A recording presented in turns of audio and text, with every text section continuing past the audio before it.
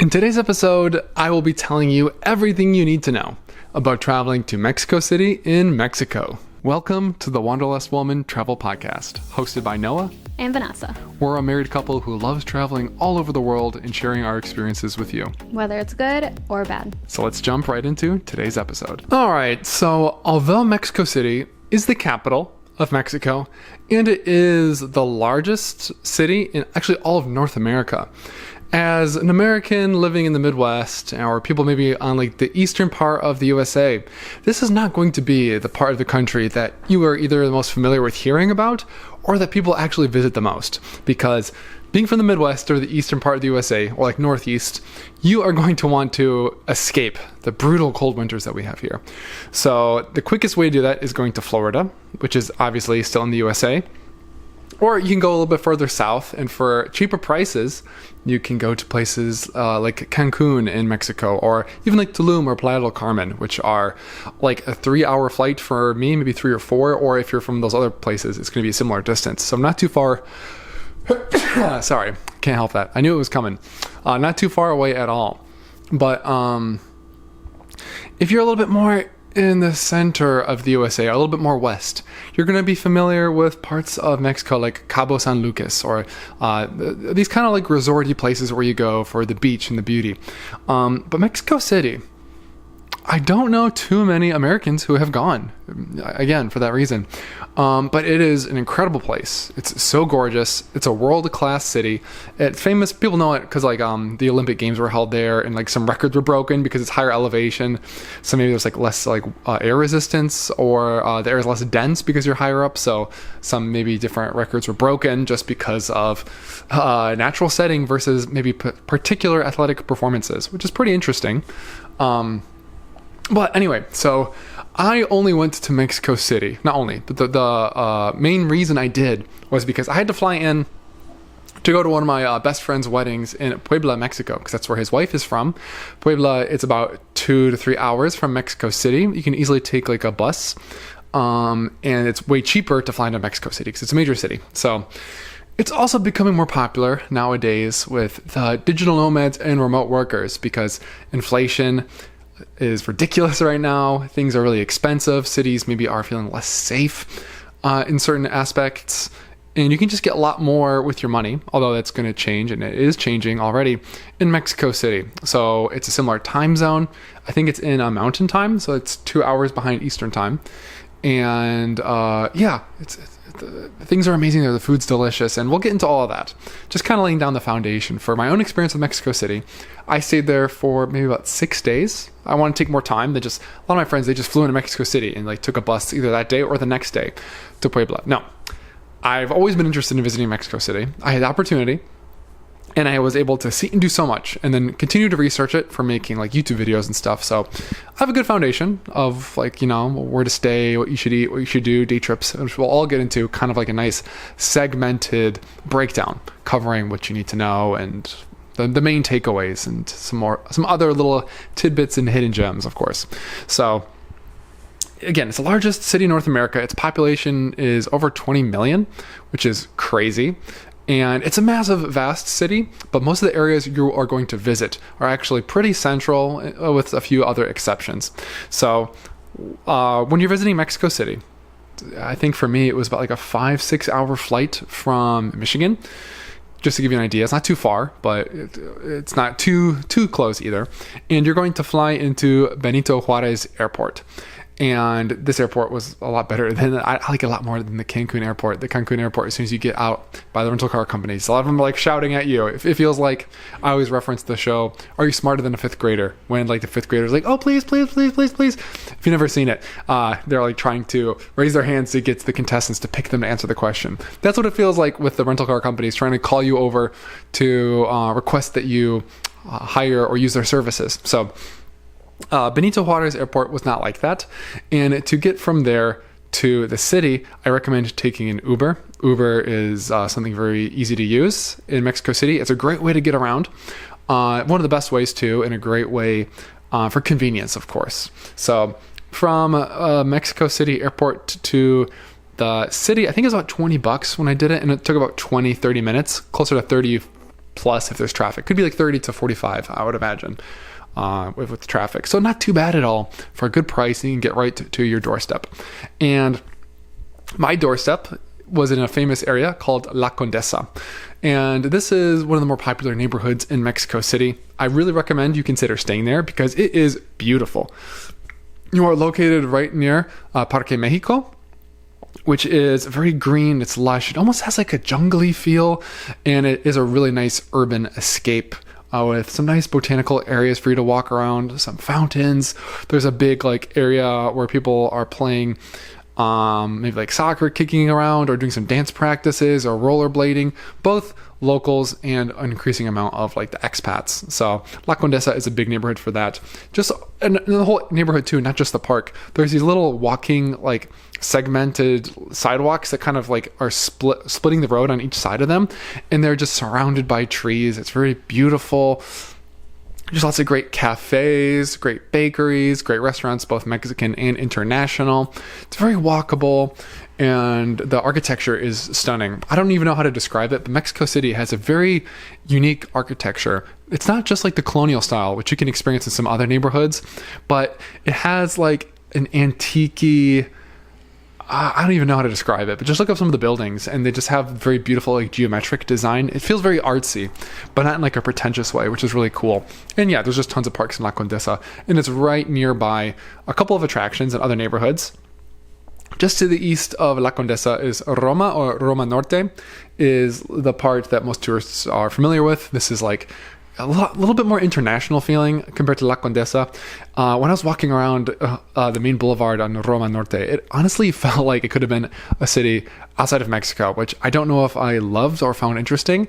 To me, it kind of was a little sad to see just how like strong the gentrification was and the westernization, because sometimes when I think of like the nice cafes and the cool vibe and stuff, it's like, oh, that's kind of a little bit of maybe the culture or a natural feeling of the area being taken over. But in some ways, if it's done just to a certain extent, it can really enhance it and give the area a nice feeling and some more color. But I think in the main boulevard of Roma Norte, it's like, yeah, I wouldn't even think I was in Mexico. There's too many like international businesses. It's a wide, big street, but it's still beautiful. There's nice architecture, and there are still great like parks and restaurants and areas you can check out that are kind of like splitting off of that main boulevard. So that's a great walkable area with lots of things to eat. Not as many like attractions, I would say, in Roma Norte, but good street food and stuff too. And those are two probably the most popular neighborhoods that people will want to stay as tourists, or certainly as like the expat, digital nomad, remote worker types. But they're beautiful, so I understand why they're popular. Another neighborhood is going to be just to the northwest, which is called Polanco. And this is more metropolitan, but also like upscale and like fancy and luxurious, more expensive name brands, kind of ritzy sort of feel. I didn't spend like hardly any time here, to be honest, but I'm familiar with it being one of the recommended neighborhoods to stay in because of beauty and safety, and being more oriented for tourists in some aspects, with good shopping and restaurants. And between Polanco and La Condesa is a beautiful park, which I'll talk about more, and like the things to do. Because yeah, let's just talk about where to stay in the neighborhood breakdowns. Another main area you're going to want to experience as a tourist, and a lot of people stay for convenience and sightseeing, is Centro Historico, which is like the historic center. This isn't nearly as like beautiful in the same way, or like vibey, or like green and lush, but it's definitely walkable. It's the main downtown area, and you're going to see lots of the main like historic sightseeing attractions here, or museums and that sort of thing, or main squares. And it's definitely more busy. There's going to be a lot more like locals. And it's not going to be as like much of a place where you just kind of like slowly walk around and take in like the sights and views. It's more fast paced because, again, it's the main downtown in the biggest city in North America. But it's great for convenience and like seeing all these things. And La Condesa and Roma Norte, I think, are maybe like a 15-minute drive away on Uber. So it's good to know the location. And the other main neighborhood I recommend is down south, pretty far south compared to everything else. It can be like up to 50 minutes to an hour from these other neighborhoods, depending on like traffic, is going to be Coyoacan. And to me, this is the most Latin American feeling neighborhood in Mexico City. I loved it. It's beautiful. It still has the green lushness in the parks, but with more the colonial style architecture and like those bigger, wider buildings. Still has delicious Mexican food and cool little boutiques. It has lots of little artisan markets and stuff, which we'll talk about later.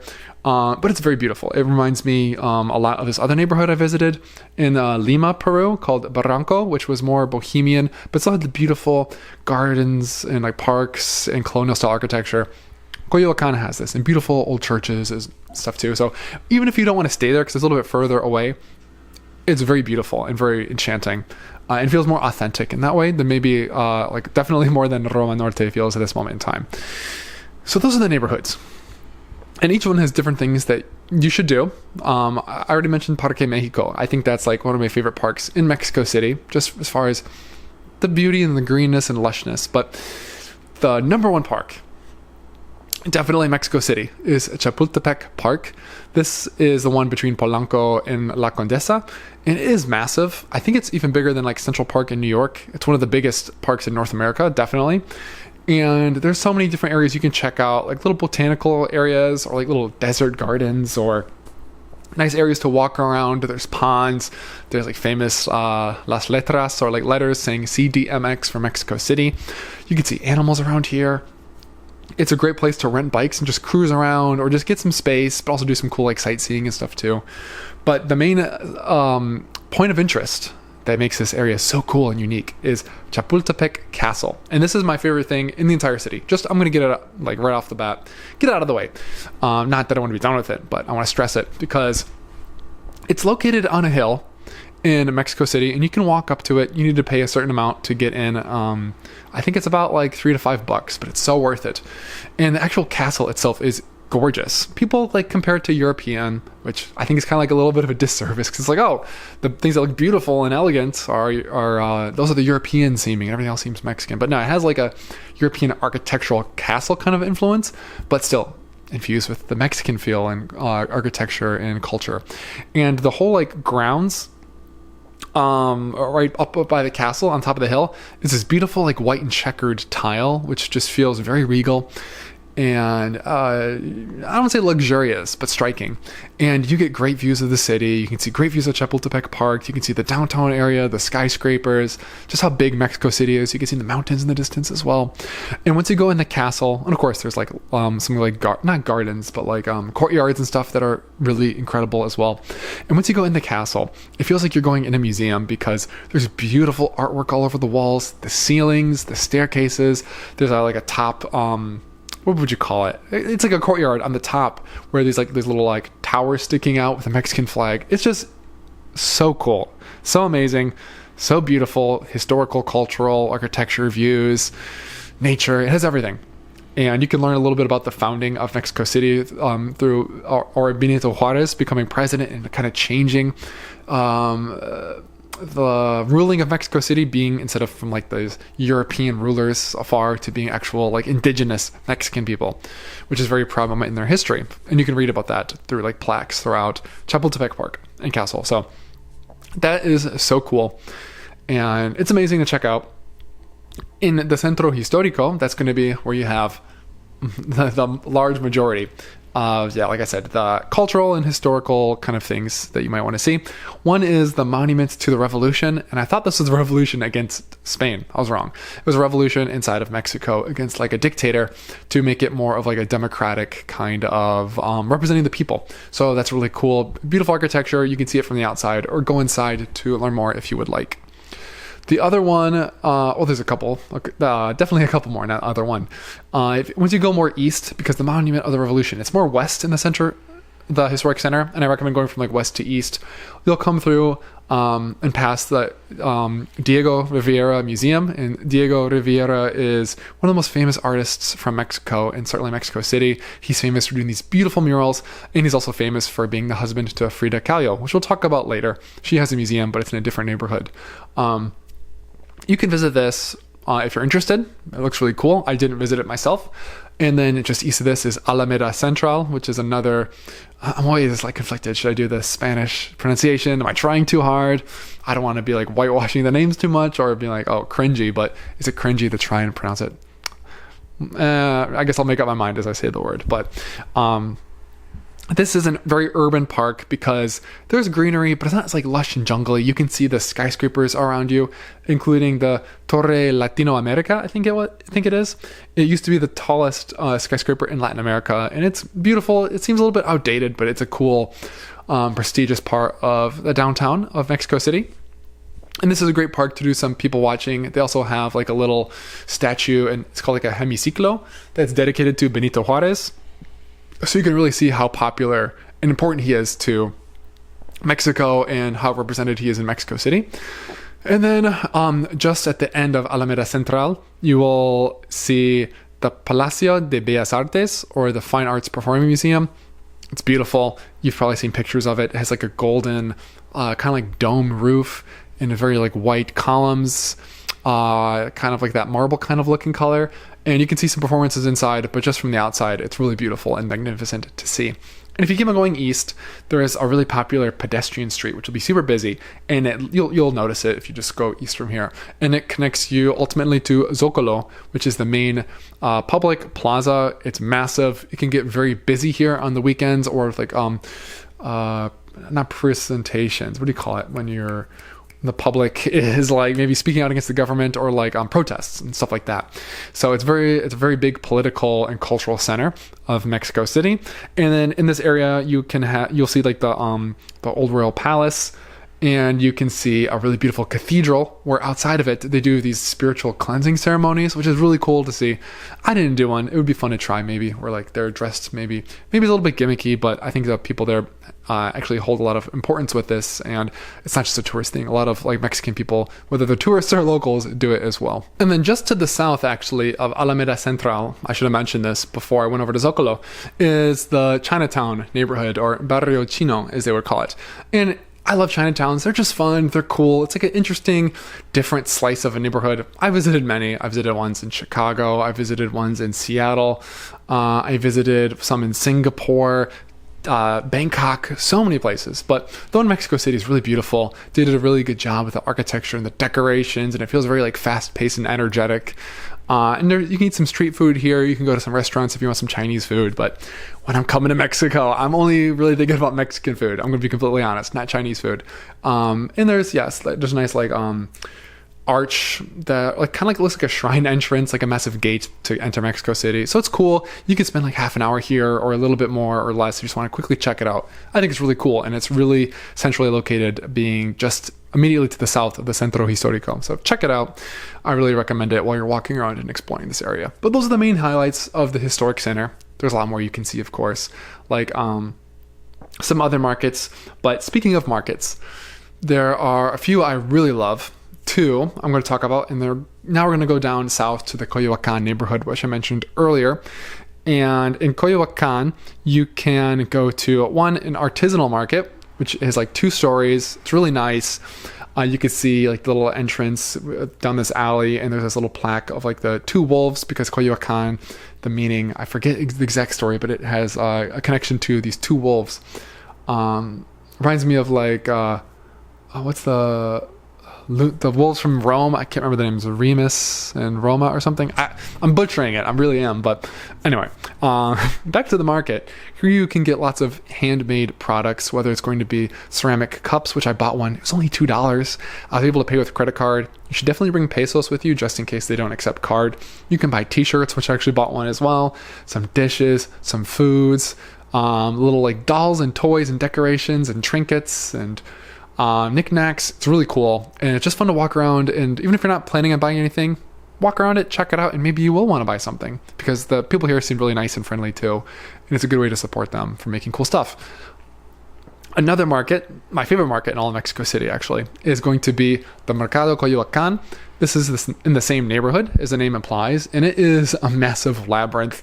There's these tight little walking areas, and there's like a little outdoor, like an outside perimeter, but once you go inside, they sell everything here. I'm not even joking. Like, you can buy tons of plants, you can buy like Halloween costumes, masks, like electronics, appliances, again, tourist kind of things like clothing or magnets, whatever you want. And there's like a massive food court inside too, where you can maybe just like sit at a little booth or table or counter and just order some food and eat it with some locals. Maybe they'll want to talk with you, or maybe they'll not be too keen on a tourist. I doubt they'll be rude, but they might be really friendly, and you could strike up a conversation and eat in a really fun, interesting place, such as the Mercado Coyoacan.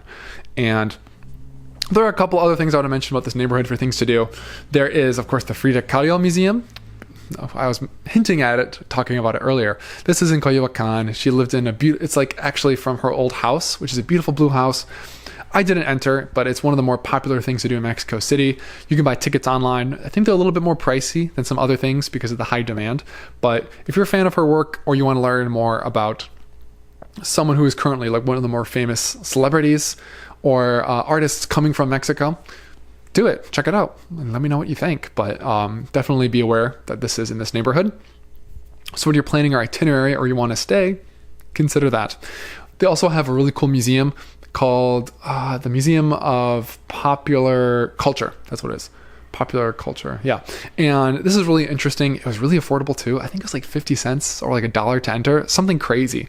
And they have lots of exhibits for kind of like the underground culture, the indigenous culture, maybe like the 1980s and like coming up throughout the years, and like media and stuff. It was a really interesting way to understand Mexican culture besides maybe just the pure like colonial or Aztec or Mayan kind of culture that you learn about maybe in school. More of like Mexico's popular culture through like the 20th century and stuff. So that's really cool to learn about and to see it for a really affordable price.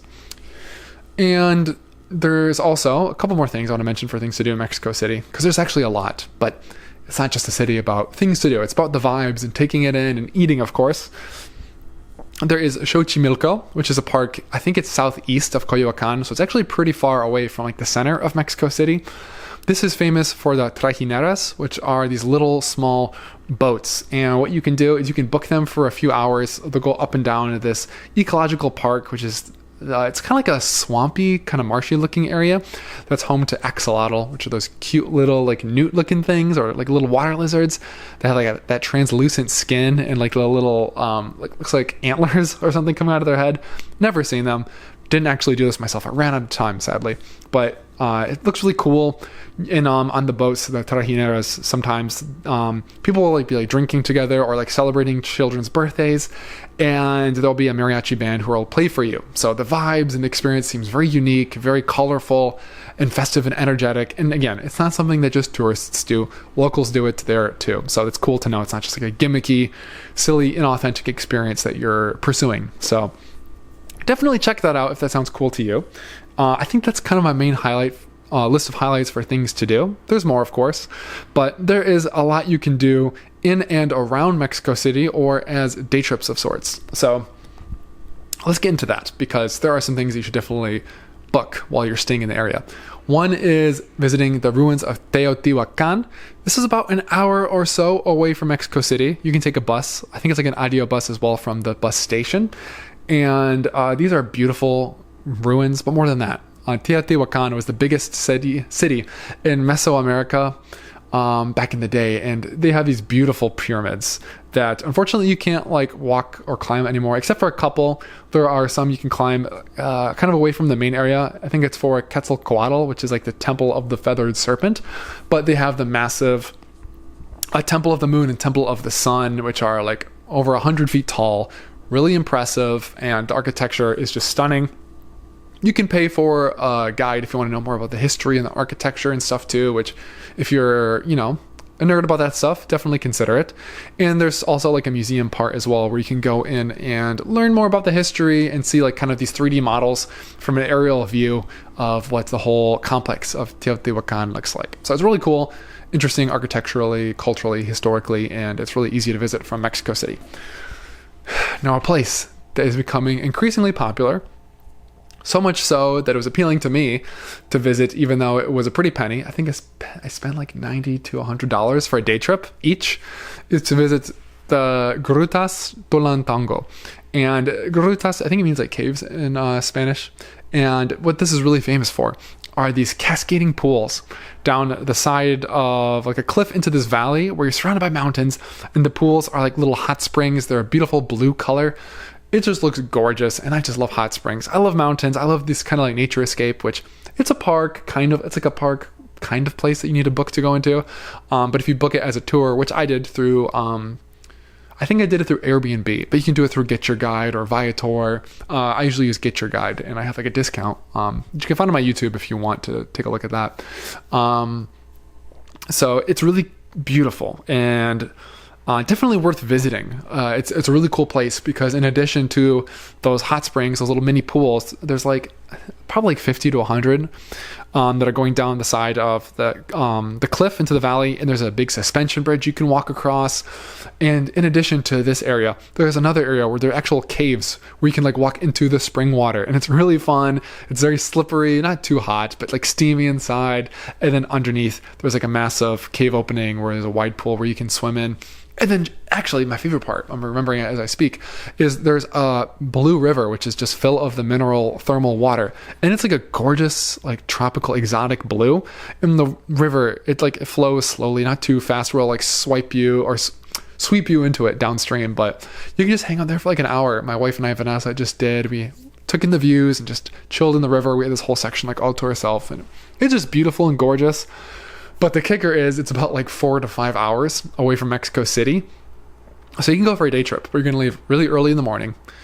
And then you're going to stay there for maybe like 4 or 5 hours max. And then you're going to come back. So the whole day, like 13 hours or so, it's going to be like driving and staying there. And it's cool. It's fun. It's going to be a long, exhausting day. If it was more close by, I would say 100% it's worth it. But if you're limited on time and you're kind of just want to focus more on like a city-based itinerary with a couple of day trips, maybe you shouldn't consider it. But if you're a nature lover and you want that kind of like adventure feel, definitely consider it. Although it's going to be in like a group toured kind of setting, you do get a little freedom to like venture off on your own, but it is kind of like visiting like a park in a way and that sort of thing with a tour. So that is Tolantongo. There are a couple others I want to mention. One is going to be Puebla. In Puebla, I wouldn't call it a day trip. It's still like 2 hours away or so, but it's beautiful. I would recommend more like planning it as like an added on trip to Mexico City. If you can plan it, maybe like 2 or 3 days there would be great, because Puebla, it's beautiful. It has those gorgeous colonial style architecture with a very like grid system city with these wide like cobblestone streets. It feels like a very historic Latin American city that way. And in the distance is Popocatépetl, I think is the name of it, or Popo, which is the second largest volcano in Mexico. It's beautiful, and oftentimes it will be like smoke will be coming from it, so it's a really cool sight. And there's lots of cool stuff to do in Puebla, but my favorite things actually are the 2 towns in Puebla state right nearby, which are Cholula, which is beautiful. It's actually like an old I think would it be Aztec or Mayan, old indigenous pyramid that the Spaniards built on top of this gorgeous like golden church. So it's a cool mixture of and like historical tale about the old architecture and the new architecture and the colonialization kind of stuff, but colonization. And it's beautiful. It's very extravagant, and you can see great views of the volcano from here. And the town of Atlixco, which is gorgeous. It has a really nice decoration during Dia de Muertos, or Day of the Dead. And the streets are beautiful, very charming. They're actually called Pueblo Magicos, which is like magical towns, and they're very charming. And there's lots of murals in both of them, but especially Atlixco, and like little windy hills for you to walk around and explore. And it's just really charming and extremely romantic, and a very unique thing to do in Mexico, I think. So those are like it's kind of like a day trip, but I would recommend it. It's like an extra 2 to 3 day add-on if you really want to get the most out of your time going there. And I did forget, in Mexico City, a cool thing to do, which I did not do, is the Iztapalapa cable cars. Now these are actual like public transportation cable cars, which is located in Iztapalapa, which is previously and still kind of currently known to be one of the more dangerous areas of Mexico City. And that seems like something a lot of tourists are very nervous about, is how safe is Mexico City? How safe is Mexico in general, but especially Mexico City, because it's a massive city. And the areas I mentioned earlier, I don't think you have like anything to worry about as far as safety.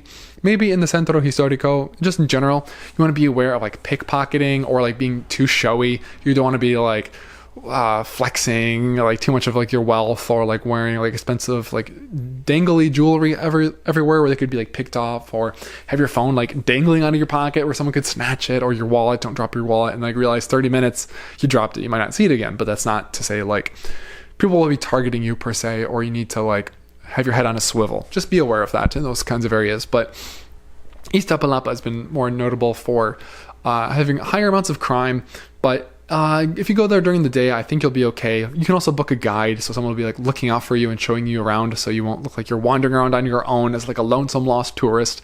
But the cable cars, I think they're the longest cable cars in the world. I think they're like 6 kilometers, which is like 4 miles. And it goes like over these neighborhoods where they've actually made lots of beautiful murals for you to see.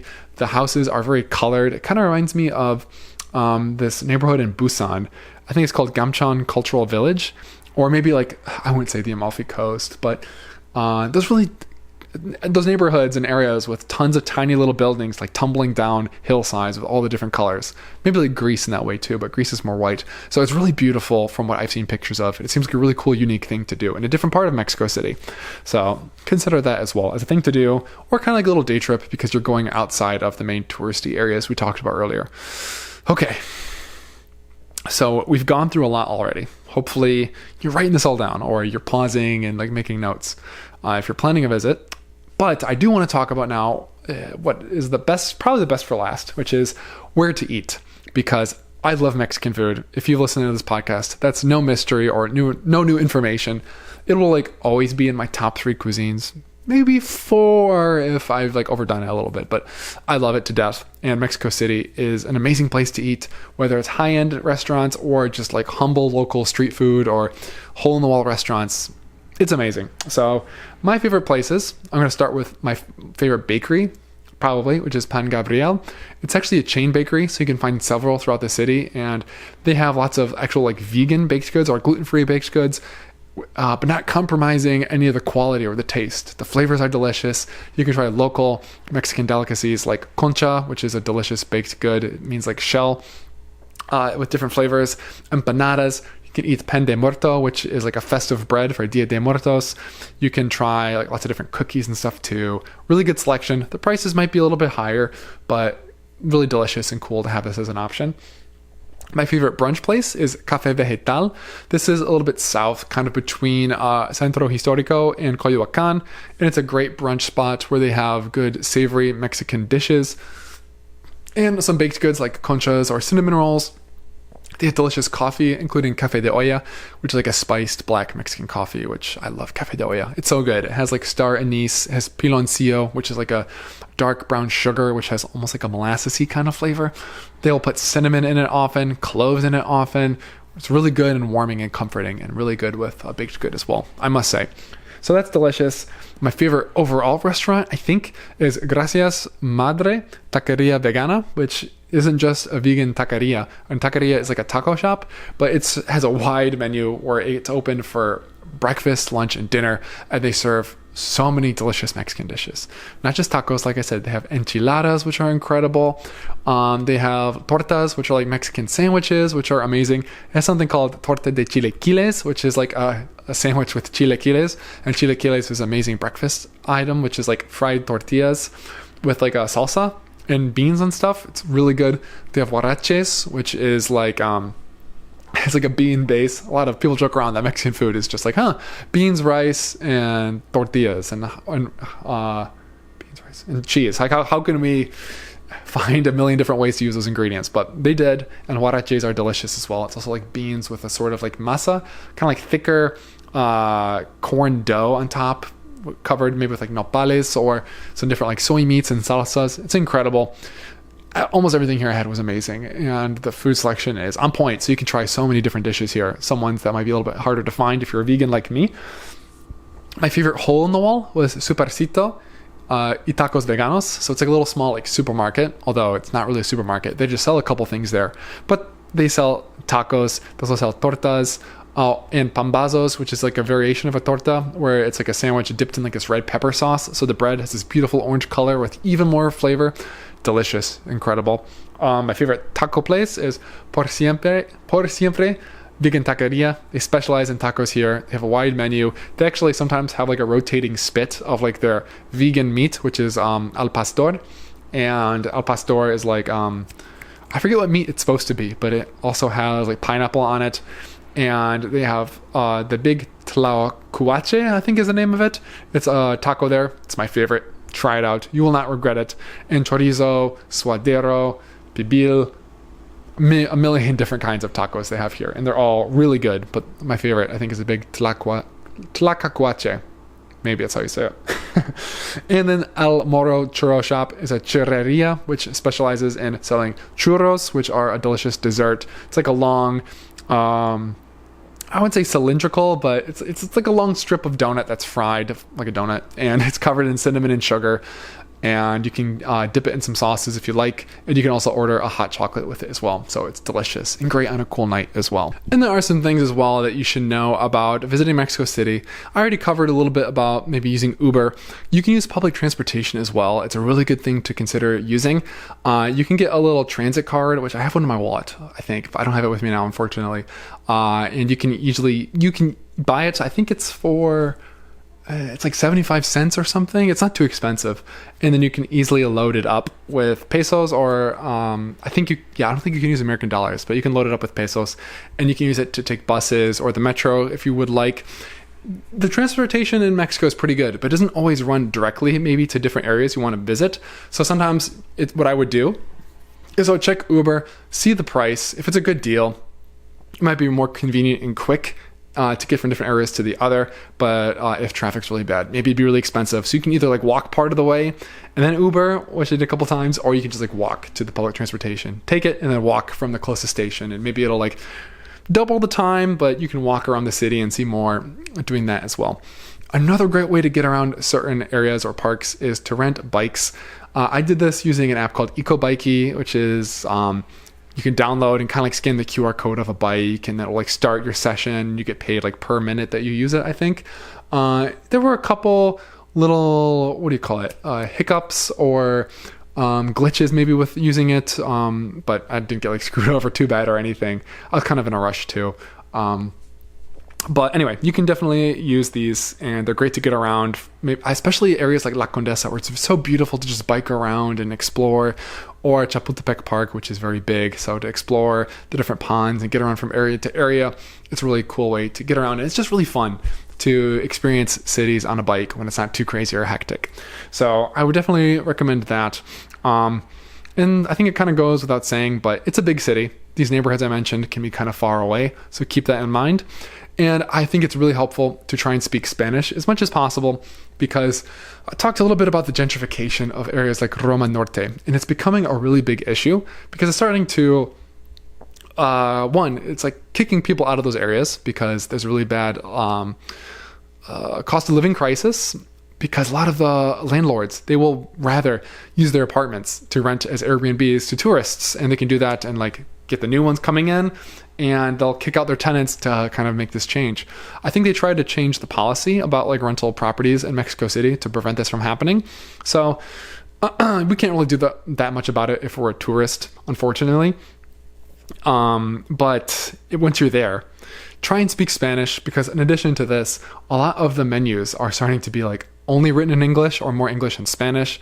So it's kind of changing the culture a little bit to appeal to the tourists or expats who are now living in that area and kicking out the locals and kind of like setting up these micro colonies in a way. So try and assimilate, try and speak Spanish, and try to make people's life easier, and don't make it feel like they're having to turn their city neighborhoods into like a tourist resort destination for you. So of course, learn like hola, gracias. You can learn how to order by saying like me puedes dar, and then whatever you want. So me puedes dar los tacos de chorizo, por favor, or something. My Spanish isn't very good. Or acceptan tarjetas, like do you accept credit cards? I don't know, just some basic operational Spanish will be very helpful, even more so than just hello and thank you. So that way they don't have to think about catering towards you, which they're probably already like not feeling too happy about as a result of the state of things at the moment. And then be slightly aware of food poisoning. My wife got it. I think I had it but I accidentally ate like something that wasn't vegan. It was a mistake, and I think that made my stomach really upset. So do some reviews. If you're eating street food, don't be terrified. But if it's like meat, don't eat meat. It's not good. But if you do, maybe be aware if it's been sitting out for a little while and that sort of thing. Don't drink tap water. And I think that pretty much covers Mexico City. It's an amazing city. It's my favorite city in Latin America. It's very under-visited as a tourist, I think. But I think it's changing more with social media, making people more aware of these parts that are outside of just the resorts or the vacationers. It's people who want to travel and experience beautiful places all over the world, such as Mexico City or other places I've talked about in my podcast episodes. So hopefully that'll get you started and give you the information you need to know about how to travel Mexico City, what you should do, where you should go, what you should eat, and cool day trips and the like. So thanks so much. I hope you will have a good trip to Mexico City if you're planning, or if you want to learn about Mexico City. Thanks for listening to today's episode. Thanks a lot, everybody. I'll see you in the next one. Peace.